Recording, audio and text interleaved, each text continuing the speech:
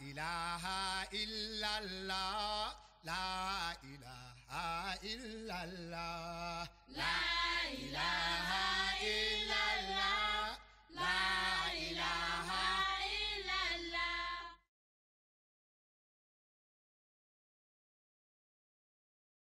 Chers spectateurs, assalamu alaikum wa rahmatullahi wa barakatuhu. Soyez les bienvenus sur la MTA Burkina Faso. À l'occasion de la 27e édition de Jalsa Salana Burkina Faso, qui se déroule sur le site Boussané-Maré, nous avons reçu beaucoup d'étrangers, beaucoup d'invités de différents pays d'Afrique et de l'étranger. Aujourd'hui, nous sommes très heureux. Dans notre studio, nous avons reçu 4 grands invités, des invités de marque. Le premier invité, c'est le missionnaire Abdul Rahseed Anwar, missionnaire venant du Maroc. Assalamu alaikum. Excusez-moi, je viens du Canada. Wa alaikum assalam wa rahmatullahi wa barakatuh. Docteur Al-Kassim, président de la Jamaat du Maroc. Oui, Khamsi.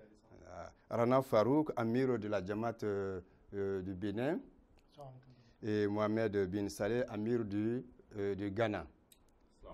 Ok. Donc, avec nos invités, nous allons aborder quelques questions ayant trait à cette édition. Nous allons demander leurs impressions. Nous allons commencer avec le premier invité, c'est Abdul Rahseed Anwar, missionnaire venant du Canada. Monsieur, vous avez été longtemps en Afrique ici, notamment en Côte d'Ivoire, ensuite un peu passage au Burkina Faso. Maintenant, vous êtes au Canada. Alors, qu'est-ce que vous voyez? Quelle impression vous avez de l'évolution de la Jamaat en Afrique? Tout d'abord, je dois remercier tous les responsables, surtout l'Amir du Burkina Faso, qui a organisé, qui a préparé tous ces terrains, que par la grâce de là, aujourd'hui, on voit quelque chose d'extraordinaire. Les mots me manquent actuellement de remercier Allah. Quelle manière on peut remercier Allah? Parce que j'avais vu le début de l'Ahmadiyya au Burkina Faso. J'étais en Côte d'Ivoire, c'était seulement il y a quelques vingtaines d'années qu'on peut parler que Ahmadiyya, comme si on ne sentait même pas au Burkina Faso. Mais petit à petit, les portes sont ouvertes et les nuages sont tombés et la pluie extraordinaire qu'on a vue. Et partout, on a vu le jardin de l'Ahmadiyya verdoyant d'une façon extraordinaire.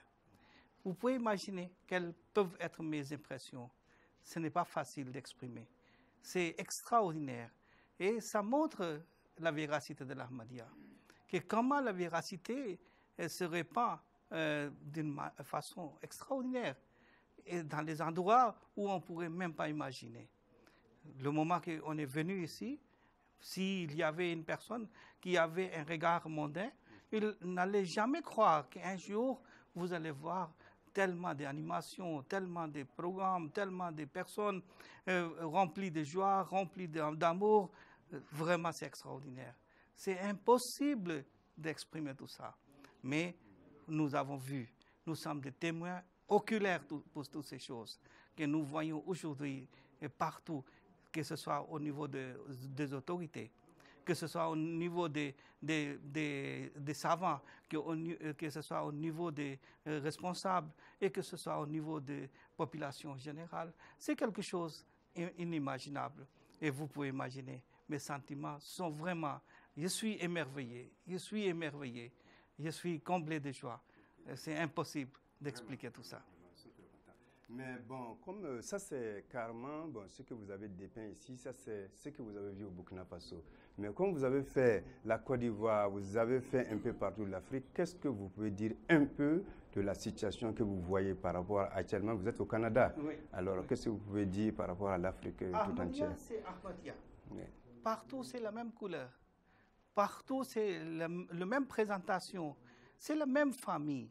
Partout vous partez, il n'y a pas de différence dans ce sens. C'est même un mot. S'il y a un Burkinabé qui part au Canada, il va trouver les mêmes choses. Et s'il y a un Canadien qui vient ici, il va trouver les mêmes choses. Et c'est ça que les gens sont étonnés de voir, comment on peut expliquer cette chose? Quelle famille le Messie premier a fondé? Quelle manière il nous a éduqués? Quelle éducation il nous a donnée? Et c'est ça qui montre qu'Ahmadiyya est vrai. Donc, dans ce sens, il n'y a pas de différence. Mais l'autre aspect que je viens d'expliquer, qu'il y a un progrès extraordinaire, je vois, ça c'est quelque chose d'extraordinaire. Il y a certainement des choses qui vont venir avec le temps. Mais déjà quelque chose inimaginable, les choses incroyables, les choses immentionnables qu'on peut trouver toujours ici. Et par rapport au Jalsa surtout, l'organisation est parfaite. Les représentants du gouvernement sont venus. Et ensuite, les autres responsables des différentes communautés, différentes couches sociales, ils viennent participer dans cette chose. Et tout le monde apprécie. Il y a un endroit où apparemment c'est comme une forêt, comme il n'y a rien du tout, mais on voit il y a une vie extraordinaire qui anime tout le monde. Il y a un amour qui anime tout le monde. C'est quelque chose d'extraordinaire. Merci beaucoup. Donc, je vais me tourner vers le représentant. Je vous dis qu'il est le représentant spécial des califes à cette 27e édition. Merci beaucoup.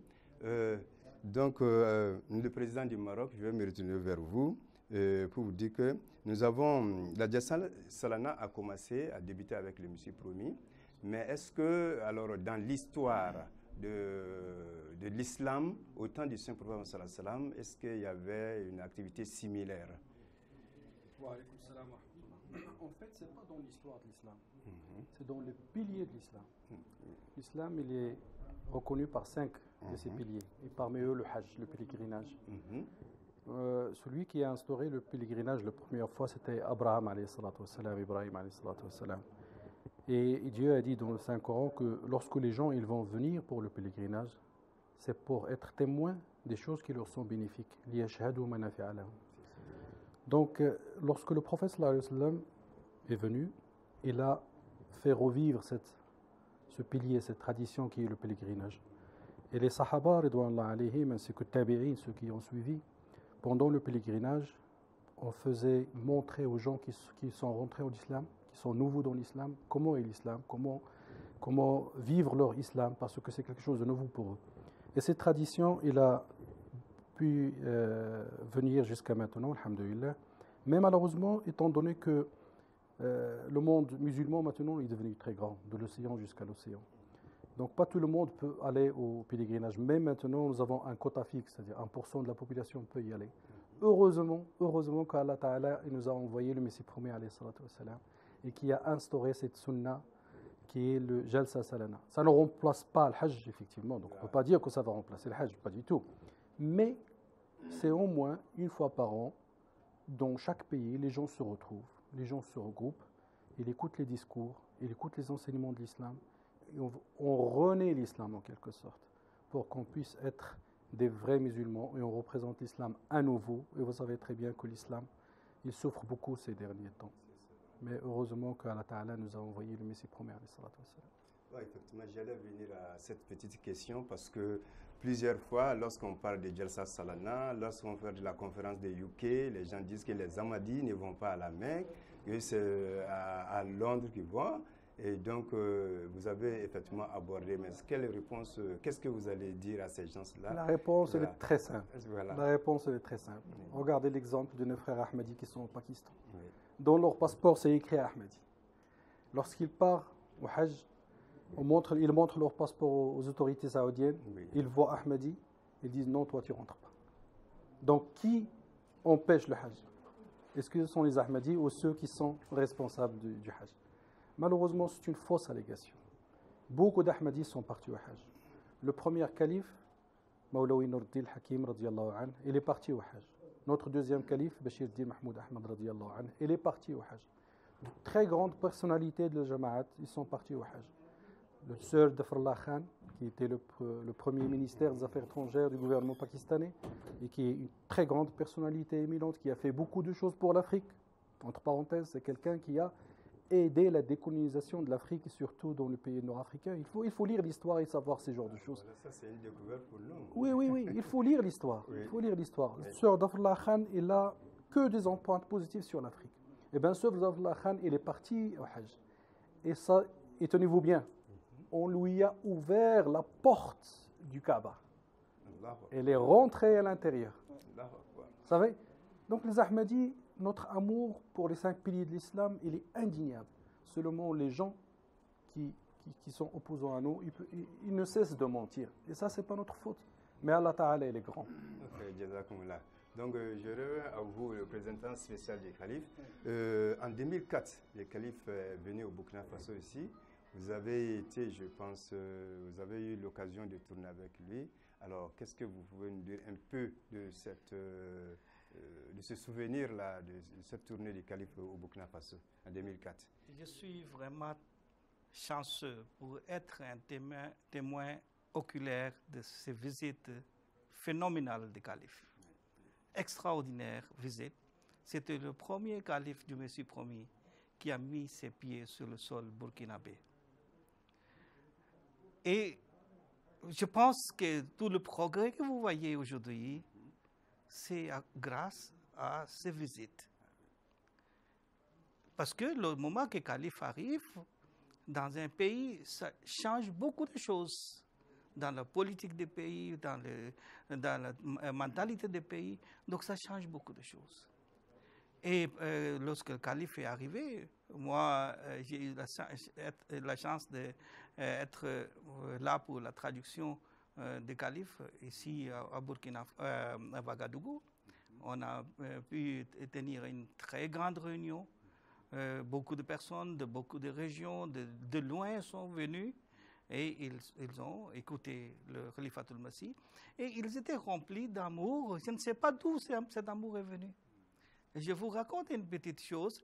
J'ai vu une personne, le moment qu'il a rencontré le calife, il a salué le calife. Après, il a enveloppé sa main. Il ne faut pas que la bénédiction que j'ai reçue, que ça puisse perdre ou partir quelque part. Donc, d'où cet amour est venu, je suis étonné, même aujourd'hui, ici, Mandi. Et une femme, lorsque le calife, c'est en Afrique, et c'est une femme, lorsqu'elle voit le calife, elle court avec la voiture du calife. Et elle veut que son enfant puisse regarder le calife, puisse jeter un coup d'œil sur le calife. Cet amour, c'était extraordinaire. Maintenant, il y a une deuxième chose. Ça, c'est quelque chose qui marquera peut-être toute ma vie. C'est qu'un incident qui est arrivé, un accident qui est arrivé lorsqu'on est parti à Dori. Au retour de Dori, il y a eu un accident. Je peux dire que je suis content. Je ne peux pas dire que c'est quelque chose que je regrette. Parce que l'amour de calife que j'ai constaté là-bas, l'attitude de calife que j'ai constaté là-bas, ce ne peut pas être que l'attitude d'un calife. Le moment que l'accident est arrivé, tout de suite, comme la personne qui était témoignée, il a dit que le calife a commencé à prier. Aussitôt. Et après, le moment que je sors de la voiture, je vois le calife bras croisés comme si il était tellement inquiet pour tout le monde. Après, c'était à peu près 50 degrés à ce moment-là. C'était tellement chaud que vous ne pouvez pas imaginer. Et on a supplié le calife. Et le calife, comme il y a des formalités à faire, vous nous laissez, s'il vous plaît, vous continuez, on va vous joindre. Il a dit non, impossible. Tant que tout n'est pas réglé, il sera là. Et il a resté là-bas. Il a fait les sadakas, les gens sont tournés autour de lui et trouver une personnalité avec cet amour, c'était pas facile. Donc tout ça, ça montre combien c'était important. Le pose de pied de la part des califes, c'était extraordinaire. Et je n'oublierai jamais ces événements. Et le moment que le calife a retourné ici, encore à Ouagadougou, il a fait l'inauguration de l'hôpital aussi. Tous ces événements sont remarquables, sont extraordinaires. Et je pense que le début de l'Ahmadiyya s'est fait le moment que Khalifatul Masih a posé ses pieds ici. Et il y a eu de progrès, vous avez vu. Le Burkina avant et le Burkina après, vous pouvez comparer. C'est vraiment différent. C'est complètement différent. Je peux dire le moment que j'ai mis mes pieds de nouveau sur le sol burkinabé, je ne pourrais pas reconnaître encore le même pays. C'était complètement changé. La prospérité était là, il y avait une vie aisée qui était là.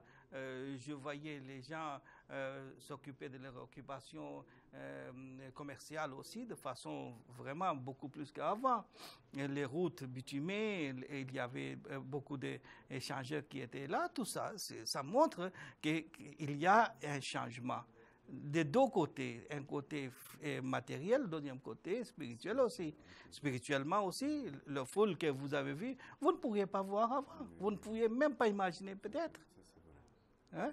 Et les jamaat, le nombre est augmenté, les missionnaires, leur nombre est augmenté, les projets sont vraiment impossibles d'expliquer tous ces petits projets, combien de projets on est en train de faire dans cette jamaat de Burkina Faso.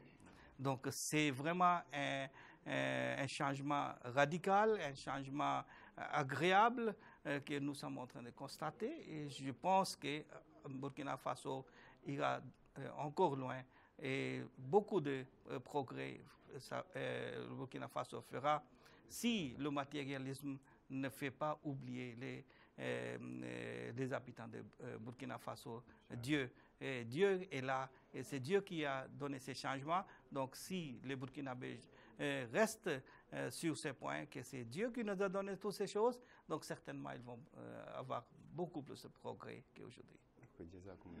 Vraiment, nous allons prier vivement qu'un jour, que les califes puissent revenir au Burkina Faso encore, pour que nous allons connaître encore plus de progrès encore. Je vais me tourner vers vous, Amir du Bénin. Je sais que vous étiez au Burkina Faso ici. Alors, donc, est-ce que la Jalsa Salana, une organisation qu'on est en train de faire là, partout en Afrique, ça s'est fait et comment ça se passe? Quelle est son importance dans la vie, dans la formation des Ahmadis, la Jalsa Salana? La question est très importante parce que la Jalsa qui a été initiée par Masih dans cet islam les années 1891, pareil. Donc, en ce moment, peut-être qu'on ne pourrait pas imaginer que cette Jalsa, ça va s'épandre dans le monde entier. Que Jalsa qui a commencé par les 75 personnes. Et aujourd'hui, vous voyez l'autre Jamaat est installé. Donc, la Jamaat organise chaque année la conférence annuelle Jalsa Salana. L'importance de cet événement, le Jalsa Salana aussi, c'est vu très important dans cet âge-là parce que là où le monde est beaucoup plus éloigné de Dieu et ils ont embrassé des vices. La paix s'est menacée, c'est l'échec de la paix.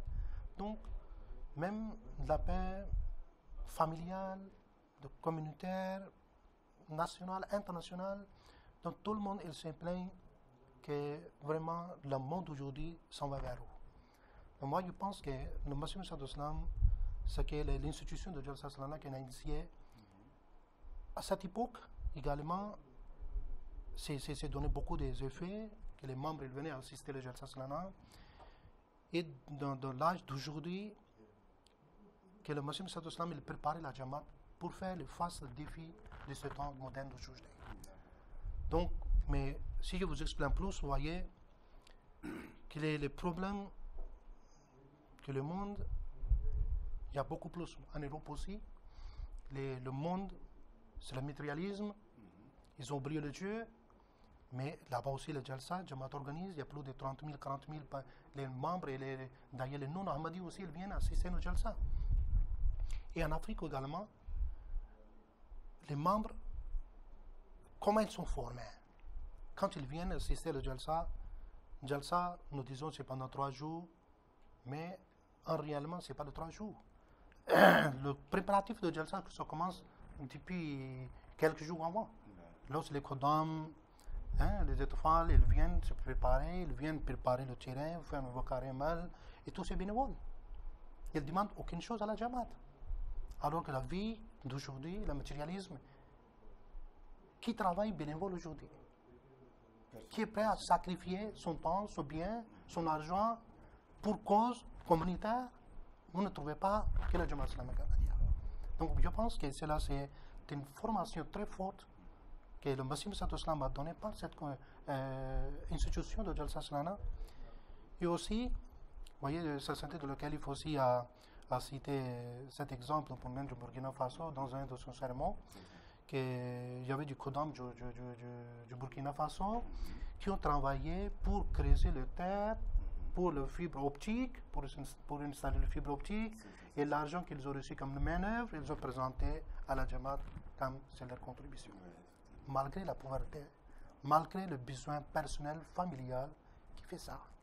Moi, je peux dire que ce sont les formations de Jalsa Salana, que les membres qui viennent travailler pour Jalsa, hors de Jalsa aussi, quand ils se demandaient, ils sont prêts à sacrifier leur temps, leur vie, leurs biens, le temps pour la cause de la Jamaat.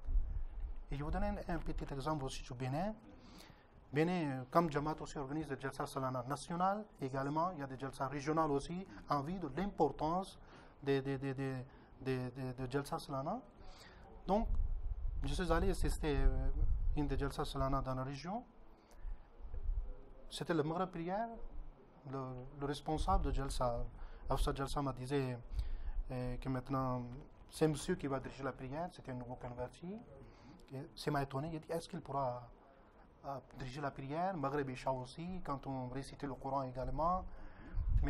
Et puis en plus, on m'a dit qu'il était un féticheur, vaudou, chef de fétiche.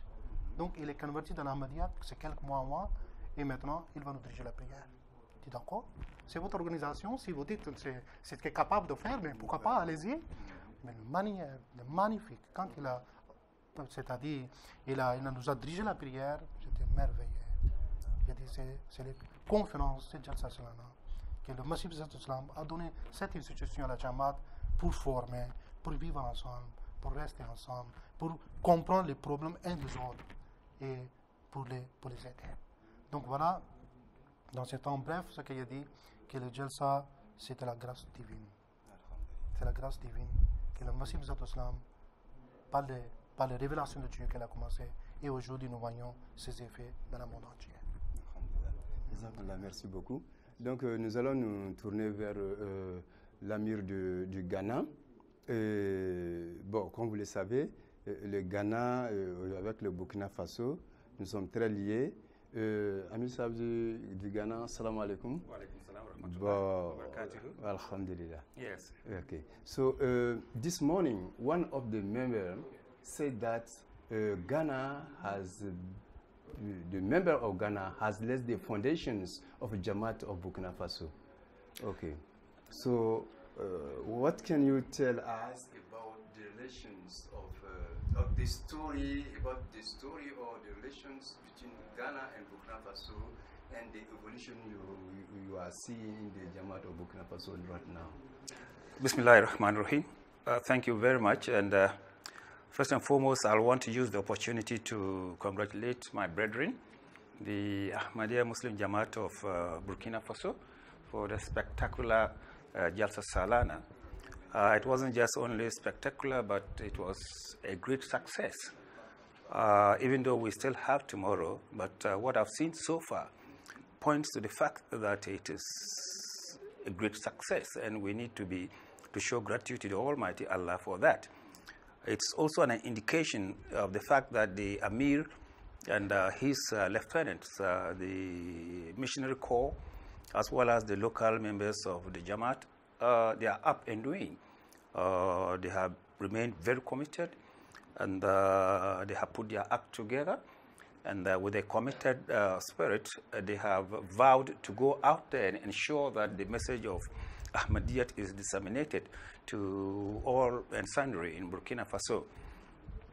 Some 30, 35, or 40 years ago, one could hardly believe that Burkina Faso Jamaat would be holding a Jalsa Salana with thousands and thousands of people attending that Jalsa Salana. And for me, it is a miracle.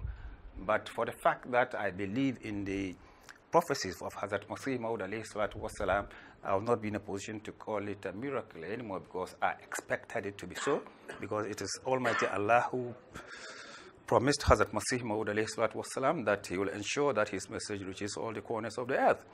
Corners of the earth can mean remote parts of the world, places which people knew very little or nothing about in the past. For Jamaat Ahmadiyya to infiltrate and become, a power to be reckoned with, such that the Jalsas of Jamaat Ahmadiyya in Burkina Faso is attracting ministers and top government officials wanting to be there, to associate and identify with Jamaat Ahmadiyya is quite phenomenal, and we must give thanks to the Almighty Allah for that. Having said this, it is also a fact that Burkina Faso did not achieve this on a silver platter, but that is the norm of all spiritually minded communities, that it's out of sustained effort on the part of generations that you arrive at such phenomenal successes. Don't forget that this is the first generation of Burkina Faso Ahmadiyya Jamaat. One can just imagine what it will look like when we step into the second generation or third generation, and it would mean that in no time Jamaat Ahmadiyya will be predominant in the whole of Burkina Faso. There's no doubt about that. Yes, Burkina Faso Jamaat Ahmadiyya has a very humble beginning, just like all other Jamaat Ahmadiyya communities in the world. And it has its umbilical cord with the Jamaat Ahmadiyya of Ghana, and particularly of the Upper West region of Ghana, and more specifically of Wa. And I happen to be a proud son of those pioneer, dedicated Ahmadi missionaries and elders of that part of Ghana who infiltrated the borders of Burkina Faso with the view to ensuring that they plant the tree of Ahmadiyya in Burkina Faso. They did it in a sustained manner. They watered it until I feel proud today to sit down to see the outcome of the efforts of my own parents, uncles, and so on and so forth. Yes, Ahmadiyya, when it got to the northern part of Ghana, they made it a point, because Upper West and Upper East regions of Ghana, we share common border with the people of Burkina Faso. That apart from the common border we share, we also share a lot of cultural traits. Our languages are very similar, and we have common origins somehow. So it wasn't really that too difficult for the Ahmadis in Ghana to be able to come over to Burkina Faso to preach the message of Ahmadiyya, even though they face lots of challenges. It's natural with any Ahmadi who would go out there to disseminate the message of Ahmadiyya, expects lots of challenges. That's the very first thing he expects. If he goes out preaching and he doesn't face challenges, he will start questioning himself whether he's making a headway at all or not. But these people, with that sustained effort, they continued until they had to establish Jamaat like in Bormo, Shukrullah, Queen, Mare, and a number of other places. I know very well at a point in time when I was just a very little boy, when the elders had sent a delegation to Ouagadougou, where we sit now, and with the mandate to ensure that at the government level they register Jamaat Ahmadiyya. And this delegation was led by one Malam Ahmed Sain, whose son is now a missionary of Jamaat Ahmadiyya, and he is now in Birmingham. He is the Imam of Jamaat Ahmadiyya Mosque in Birmingham. That's Maulvi Abdul Ahmad. He came, and in the course of their effort to get the Jamaat Ahmadiyya registered, the non-Ahmadi Muslims rose against them, and in fact they were detained at the police station for about 2 nights before they were able to seek their own release by explaining the peaceful nature of their journey, and that they didn't mean any harm to the people of Burkina Faso, and that it was only the antagonists of the Jamaat, people who were against the Jamaat, like non-Ahmadi Muslims, who were, passing, unfavorable comments about Jamaat Ahmadiyya and trying to convince the authorities that Jamaat Ahmadiyya is an unwanted entity in Burkina Faso. It was then not called Burkina Faso. It was Upper Volta. Yeah. Yes, so they got released. Because of that, they were not able to register the Jamaat in Burkina Faso at the governmental level, even though they had established some Jamaats. When I returned from Pakistan in 1978 and I became the missionary of that part of Ghana, Ghana was given the additional responsibility of establishing Burkina Faso Jamaat.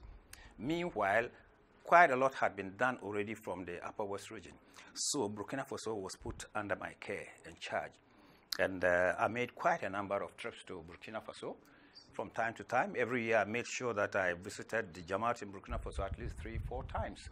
Even at that point too, I also did not succeed in getting the Jamaat registered in Burkina Faso. At a later date, Markaz appointed also Maulvi Omar Farooq Yahya, whose father was also one of those pioneer Ahmadi Muslims of the Upper West region of Ghana, who conveyed the message of Ahmadiyya to Burkina Faso and helped in establishing some of the Jamaat in Burkina Faso. He became an appointed missionary to Burkina Faso, and you need to hear his story, what he went through here in Ouagadougou. He was sleeping in a veranda there. I mean, there were no members of the Jamaat. The few who were there didn't have anything. They were just poor people. They couldn't afford to get him even a room to live and stay in. But he persevered. He remained in the verandas, and he worked day and night until he got the Jamaat very well recognized within the governmental circles in Burkina Faso. It's then that he was withdrawn back to Ghana. And since then, we have continued. And so that is the story, really. The fact is that Burkina Faso Jamaat Ahmadiyya, yes, it's an extension of Jamaat Ahmadiyya of Ghana, and specifically of the Upper West region of Ghana and Wa. So we are brotherly. You would notice, therefore, that till date, the people of Wa in the Upper West region of Ghana have maintained that relationship up till now. They've always ensured that they come in their numbers to attend Burkina Faso Jalsa, because they have always felt that Burkina Faso Jalsa is their Jalsa as well. But then, the piece of advice that I will have for my brethren of Burkina Faso, the current generation of Ahmadi Muslims of Burkina Faso, is for them to remember that the Jamaat of Burkina Faso wasn't able to come this far. They wouldn't have been able to come this far except for the hard work, the fear of God, and the spirit of commitment they put into their job. But even with that hard work, with that spirit of commitment, and so on and so forth that they put into their job, but the rallying factor that brought about their success was their acceptance of Khilafat and their preparedness to stay under the banner of Khilafat, and their complete dedication to whatever directives emerged from Khilafat. That is what sustained them. And with that umbrella covering of Khilafat, they had no fear when it came to worldly matters. They knew that, yes, in the course of propagating even the message of God, you would meet torture. You encounter a lot of impediments here and there. But at the end of the day, you will always succeed. And that has been the history since time immemorial, right from the beginning of the world until now. And it will continue that way. I would want the new generations coming up in Burkina Faso to know that as they advance, more than the earlier ones who established Jamaat Ahmadiyya in Burkina Faso, there are challenges to keep advancing. As they move into the modern world, they would encounter more sophisticated challenges than their predecessors encountered. And for them to be able to overcome those challenges, they need to put themselves in preparation. You know, they must attain the knowledge, true knowledge of Islam Ahmadiyyat. They must have true and proper knowledge of the Holy Quran. And they must remain loyal and dedicated to Khilafat. And they must be seen to be practical Muslim. It's the practicality of the Islam which is found among Ahmadi Muslims that is able to win the hearts of very hardened non-Ahmadi Muslims. When people try to talk against us, but when they find practically the practical Islam that is found in Ahmadi Muslims, they get convinced that if these people were not Muslims, they could not have been practicing Islam the way and manner Hazrat Muhammad Mustafa sallallahu alaihi wasallam and his companions practiced it, more than even others. So practical Islam is very important. But for you to be able to, exhibit practical Islam, you must have practical, true knowledge of Islam. And for you to have true knowledge of Islam and practice it, you need the umbrella of Khilafat. Without it, you can't make a headway. Therefore, what is important is for them, the umbilical cord between the Jamaat and Khilafat, they must ensure that it is sustained. If they do so,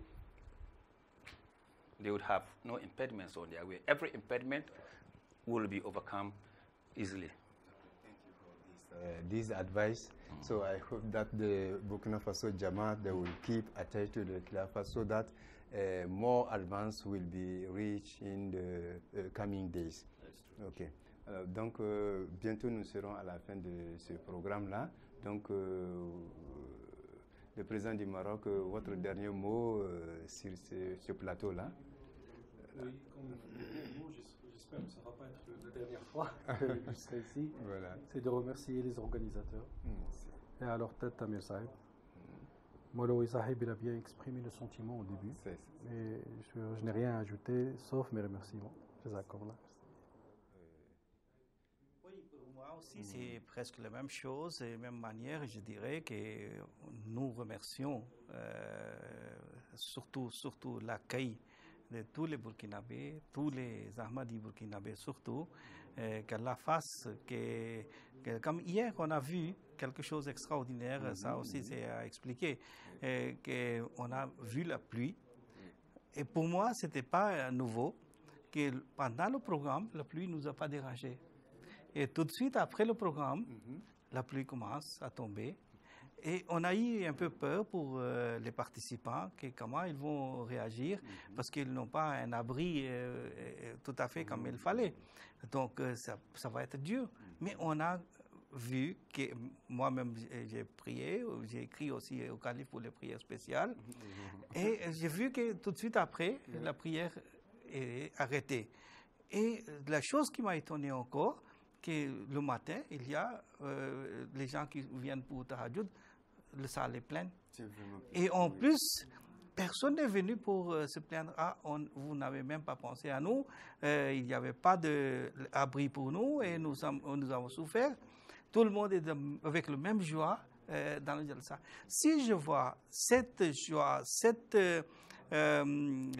dévotion pour Ahmadiyya, donc Ahmadiyya va certainement progresser. Donc, ce que je vais conseiller, c'est que garder cette dévotion, garder cette sincérité pour Allah et pour Ahmadiyya. Inch'Allah, vous allez progresser. Donc, Missionnaire Saleh. Bon, pour moi, ça fait immense joie d'être ici parce que c'est après 7 ans que je suis venu au Burkina Faso pour assister à votre Jalsa. Mais aussi, c'était une grande joie pour moi parce que j'étais un missionnaire ici. J'ai travaillé pendant plus de 7 ans. Donc, vraiment, ce qu'il a dit, que j'ai appris beaucoup de choses. J'ai compris, j'étais enseigné beaucoup de choses par le Burkina. Et Burkina, c'était comme un berceau pour moi, pour l'Afrique, lorsque je suis venu ici. Donc, c'était mon premier.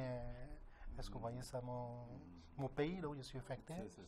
Donc, ce que je dirais en cette occasion, vraiment, que toutes nos félicitations, que de dévouement que vous avez, que vous continuez avec ça pour vous travailler, et l'amour que j'ai senti par les membres, l'amour envers le système de Khilafat, c'est une chose très importante.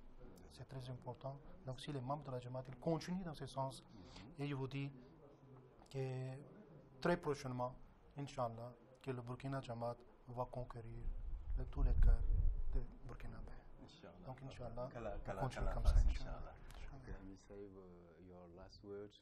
Yes, my last words is to my brethren of Jamaat Ahmadiyya Burkina Faso that what we must know is this, that the repertoire, the storehouse, or for that matter, the treasury of the true knowledge of Islam, as brought by Muhammad Mustafa sallallahu alaihi wasallam and as revealed to him by Allah, which is in the Quran, that true knowledge, that treasury of knowledge is available in the writings of Hazrat Masih Maud alayhi salatu wasalam, and it is only through the writings of Hazrat Masih Maud alayhi salatu wasalam that one compared to our present scientific developed world, that one will be able to grasp the true meaning of Islam and true meaning of the Holy Quran and true meaning of the message of Muhammad Mustafa sallallahu alaihi wasallam.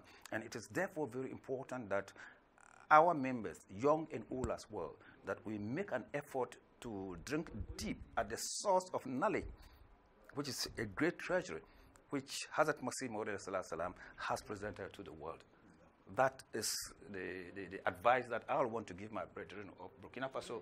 If we want to be able to stand out tall in each and every field, let us drink deep at the fountain of knowledge that Hazrat Masih Maud has left behind for us. Ok, très chers spectateurs, nous vous remercions d'être à notre compagnon. Donc, nous remercions également nos invités et on se dit assalamu alaikum wa rahmatullah et à la prochaine. Jazakumullah.